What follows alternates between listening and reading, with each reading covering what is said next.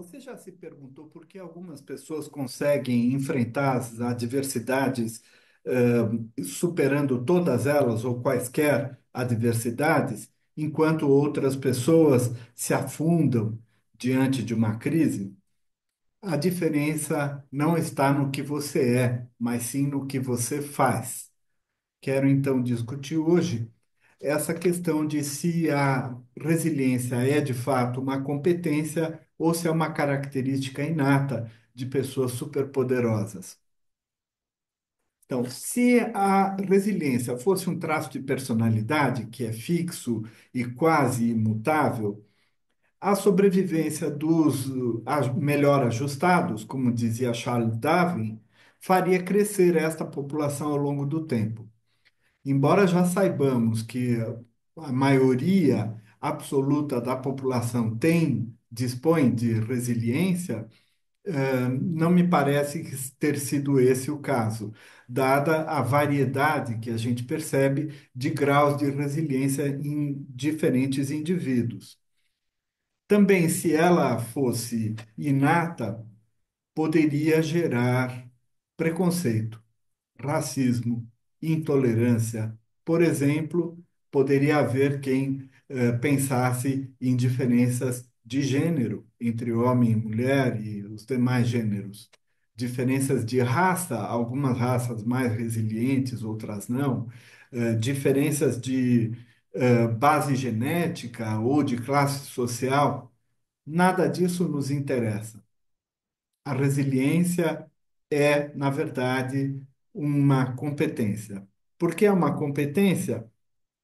Já há um consenso na psicologia de que ela é um processo dinâmico e, portanto, é um conjunto de habilidades, atitudes, crenças, valores, pensamentos e ações que podem nos levar a aprender e, portanto, desenvolver mais resiliência ou desaprender e perder resiliência. Esse processo dinâmico eu prefiro chamar de competência, porque na raiz da palavra competência está essa questão de que ela é distintiva, né? Se eu tenho um conjunto de habilidades que me distingue de outras pessoas pelo tipo de resposta que eu dou, ela se torna então uma competência. E também para usar uma linguagem mais habitual no mundo do trabalho. Sendo competência, a resiliência deveria estar no currículo da educação corporativa, deveria ser mais tratada nas políticas públicas e assim por diante. Bom, a resiliência é, portanto, como um músculo, entre aspas, que se fortalece ou atrofia com o uso. Então, de que depende este aprendizado ou desaprendizado? Em primeiro lugar, depende da experiência, a experiência que o indivíduo vai acumulando com o tempo. Se essas experiências forem cronicamente negativas, a pessoa desaprende. Exemplo disso, as populações vulneráveis, pessoas com condição econômica de muita pobreza, condições sociais, são estigmatizados pela sociedade, condições educacionais, a baixa educação também pode levar à formação de padrões que desaprendem a resiliência e também condições familiares. Segunda coisa, depende de prática, né? Se é um músculo, como todo músculo, ela pode se revigorar ou pode atrofiar, né? E aí a prática, ela depende primordialmente de você estar alerta para a importância do processo. É isso que tento fazer aqui com estes vídeos, e por isso sempre convido você a se inscrever no canal, a trazer questões para discussão e a aprofundar o que estamos, trabalhando, porque isso vai desenvolver um alerta que vai te ajudar a modificar seus padrões de comportamento, seja momentaneamente, quando a resiliência é posta à prova, seja permanentemente através de uma prática disciplinada. Então, há medidas de momento, medidas pontuais, que se eu repetir sempre durante um longo período, acabam se incorporando ao meu padrão de comportamento e, portanto, aumentam a resiliência.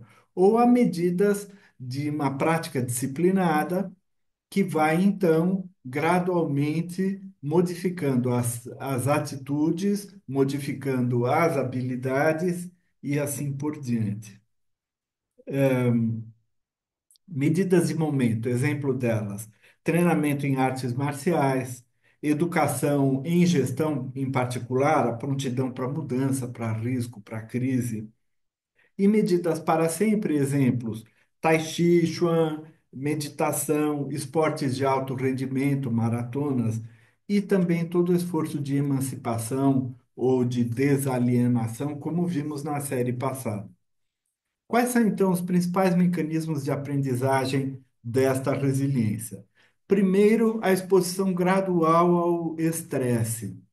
É evidente que se eu consigo enfrentar com sucesso e com apoio externo algumas adversidades, isto é como se inoculasse em nós esta autoconfiança, esta capacidade de ser mais resiliente. Cada superação bem-sucedida leva a isso. Isso se chama autoeficácia, nós vamos ver em vídeos no futuro.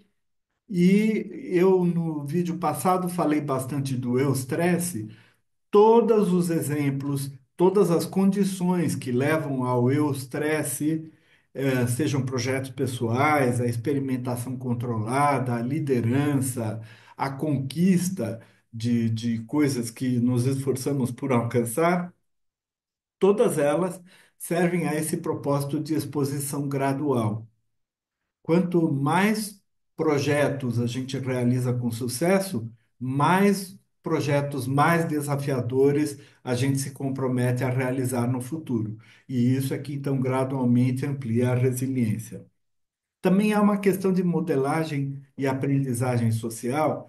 Eu já comentei com vocês que no meu livro de resiliência eu introduzo cada capítulo com um estudo de caso de celebridades, porque isto é a modelagem social, a gente aprender com figuras que a gente compreende, respeita ou admira e que, portanto, se tornam figuras de referência. Também é importante a gente reconhecer no nosso círculo social quem são estas figuras de referência, sejam pais ou parentes, sejam professores, sejam mentores, que a gente consegue escolher para adotar no seu relacionamento. E nesse processo de modelagem também envolve uma reflexão sobre como a gente está enfrentando as adversidades que a vida nos traz. Este enfrentamento por imitação é muito importante. Também há uma questão de educação. E aqui a educação, tanto aquela que desenvolve a nossa maturidade psíquica, a educação para as inteligências pessoais, sociais, a inteligência relacionada a lidar com emoções, a flexibilidade mental para não ficar apegado a paradigmas, para diminuir a resistência à mudança e assim por diante. E também a psicoeducação, né? A gente vê que desde os tempos de Sócrates, com o conhece-te a ti mesmo, esta compreensão dos padrões de funcionamento, essa integração do nosso psiquismo, evidentemente fortalece a resiliência. Agora, como ela é desaprendida? Em primeiro lugar, as adversidades crônicas incontroláveis. Exemplo, pessoas que vivem pobreza extrema, vivem situações de violência extrema, a guerra, o que está acontecendo em Gaza, situações de fome, negligência grave do cuidado parental, e aí nós vamos ter um problema com as populações de rua e também toda e qualquer situação de desamparo ou desespero, que aí não importa a classe social, não importa a condição econômica, assim por diante, são condições que nos projetam uma falta de apoio e por essa razão há um desaprendizado da resiliência. Segundo, a falta de oportunidade. Se a prática é tão importante, a falta de oportunidades para praticar esta exposição gradual ao estresse é muito ruim. Por exemplo, se a educação familiar é superprotetora, se a educação escolar é rígida ou militar, e se há uma retração do convívio social, seja motivado por bullying ou por dificuldades de relação social, por exemplo, o que acontece também com jovens infratores, com detentos. Tudo isso desaprende resiliência. Próximo é o isolamento social e a falta de apoio. Já vimos então que a rede de apoio é fundamental no processo de construção da resiliência. A ausência disso, ou de uma rede de apoio em torno de cada um, é muito deletéria. O que que é essa rede de apoio? Gente à nossa volta, familiares, mentores, padres, psicoterapeutas e também serviços públicos, por exemplo, relacionados com violência, com suicídio e assim por diante. Há uma questão que é muito importante, que o indivíduo desaprende a resiliência quando ele internaliza que ele não pode contar com ninguém. Também há um reforço de comportamentos não resilientes. Se a gente vai constituindo uma prática de não resiliência, ela se autorreforça e a gente então sempre vai repetir aquela dificuldade de enfrentamento, a tornar-se vítima, desistir facilmente dos enfrentamentos, remoer problemas. Tudo isso pode nos levar a desaprender a resiliência. De tal maneira que, então, a resiliência ela acaba se tornando uma mágica ordinária. Esse é o título do livro de Anne Masten, em 2014, e ordinária nesse sentido de comum, né?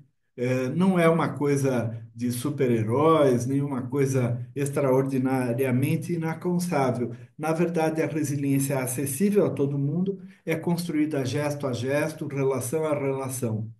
E já vimos também na fábula do carvalho e do bambu que ser resiliente não é ser de pedra, não é não sofrer. Na verdade, ser um bambu que se verga quando enfrenta adversidades, mas ganha força ao se reerguer.